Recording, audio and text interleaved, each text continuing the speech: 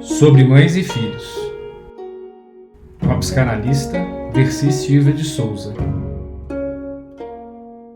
Relacionamentos abusivos acontecem mais do que imaginamos, porque o ser humano é peça fundamental de qualquer sistema. Então ele sofre pressões internas e externas, portanto ele está sempre agindo ou reagindo de acordo com essas pressões, mesmo quando ele toma a omissão por escolha. Nossas ações e reações estão fundamentadas no desejo intrínseco da natureza humana de sermos superiores e dominantes em relação ao outro, mesmo que isso seja difícil de admitir. Nos relacionamentos, isto fica ainda mais forte e perdura. Quando nós escolhemos alguém, nós somos guiados pela capacidade de concretização deste desejo. Essa relação nos oferece algo que, aos nossos olhos, nos torna superiores. O estranho é que o mesmo sentimento que nos leva a escolher com quem nos relacionamos é o que também nos faz permanecer em um relacionamento, mesmo que ele seja abusivo.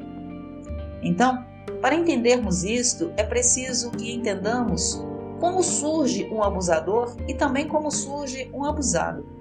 Precisamos compreender, antes de tudo, que o abuso só ocorre hoje, porque nos primeiros anos de vida dos envolvidos, em seus relacionamentos familiares, houve uma vivência abusiva determinante em relação a ambos, ao abusado e ao abusador. Alguém foi responsável pela formação do caráter que determina os comportamentos observados daquele que agride e daquele que se submete à agressão. Eles tiveram seu psiquismo comprometido devido a vivências de abuso. Eles foram observadores de situações abusivas de seus pais ou viveram situações de abuso em relação a si mesmos. Isto precisa ficar claro, porque existem exceções, mas são raríssimas exceções. Nenhum tipo de abuso deixará os envolvidos livres de sequelas.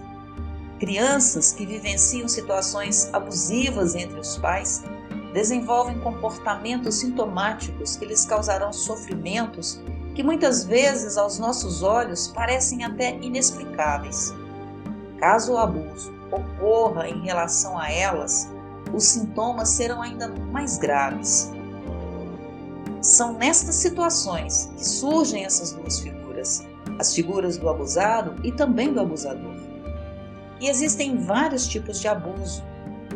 Quando nós falamos em relacionamentos abusivos, logo traçamos um quadro mental de uma relação homem-mulher, quase sempre pensando em um marido abusivo que maltrata a esposa verbal ou fisicamente, ou em pais que fazem o mesmo em relação aos seus filhos.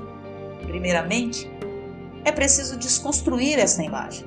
Os relacionamentos abusivos podem ocorrer em qualquer tipo de relação, em relações de amizade, em relações de trabalho, em relações familiares entre irmãos. Quando nós falamos em crianças, então, muitos pais veem como abuso somente agressões físicas ou sexuais, mas existem diversas formas de abuso tão prejudiciais quanto essas. Por exemplo, quando se submete uma criança a qualquer atividade que a prive de ser criança, ela está sob abuso. E muitos pais colocam seus filhos em situações incompatíveis com as suas idades, transformando-os em pequenos adultos, sem perceberem o mal que estão lhes causando. Existem várias situações que muitos pais consideram normais, mas que também caracterizam o abuso.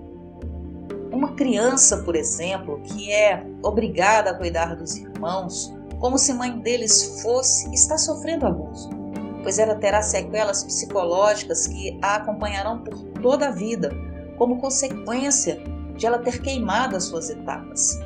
Esta é uma das piores formas de abuso e que passa sem a percepção de muitas mães. Outra forma de abuso é quando as mães colocam seus filhos como confidentes ou parceiros, ocupando o lugar do homem da casa. A criança ou adolescente não tem maturidade suficiente para este papel e também terá sequelas. Tentar se realizar através dos filhos, guiando-os profissionalmente pelo nosso desejo, destrói qualquer capacidade de realização que ele possa ter no futuro, pois ele não terá prazer no que faz. Transformar também filhos em eternas crianças pela presença impositiva de mães leva ao não amadurecimento desses filhos. E existem muitas mulheres que continuam ocupando o lugar de mãe na vida dos filhos, mesmo quando esses filhos já são adultos. Elas não permitem que eles se tornem adultos completos. Estão sempre presentes em suas vidas, mesmo quando eles estão casados.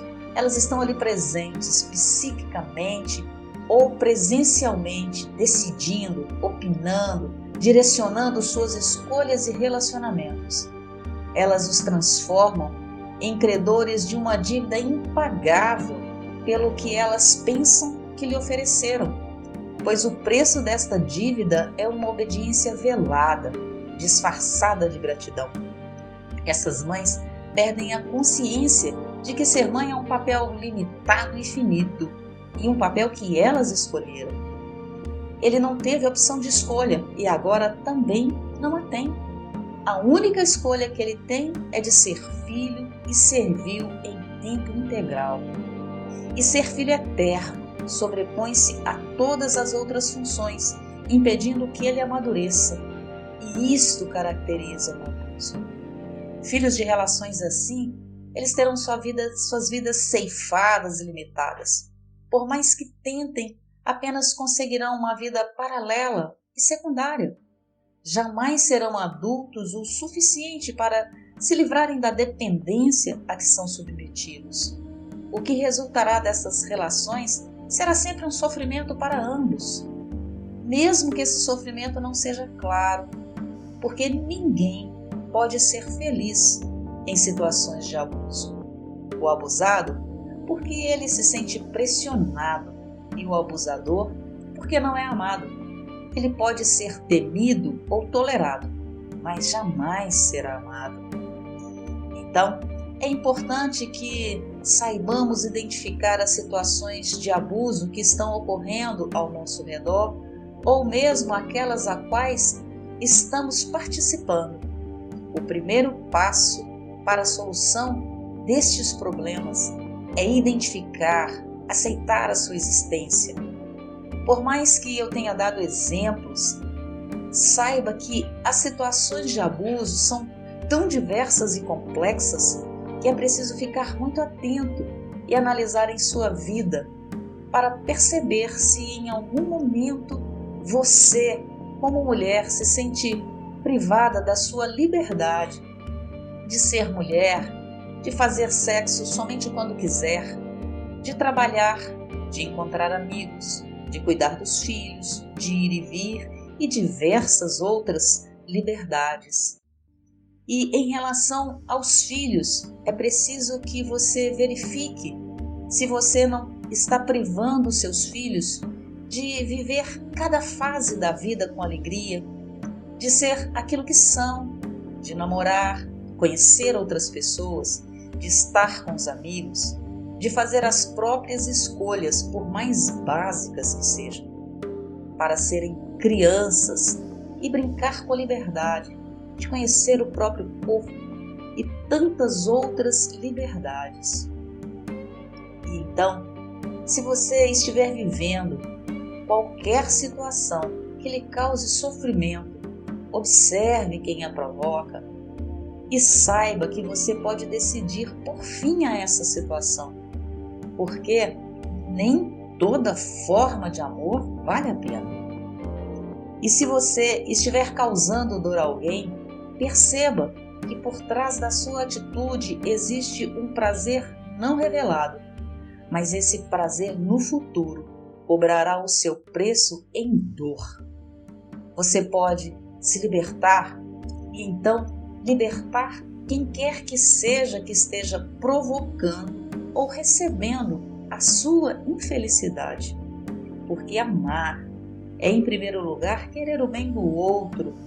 E se esse amor for em relação aos nossos filhos, Muitas vezes o bem deles até se sobrepõe ao nosso. E para qualquer tipo de amor se manifestar, é preciso que nós entreguemos ao outro a liberdade de que tanto necessita.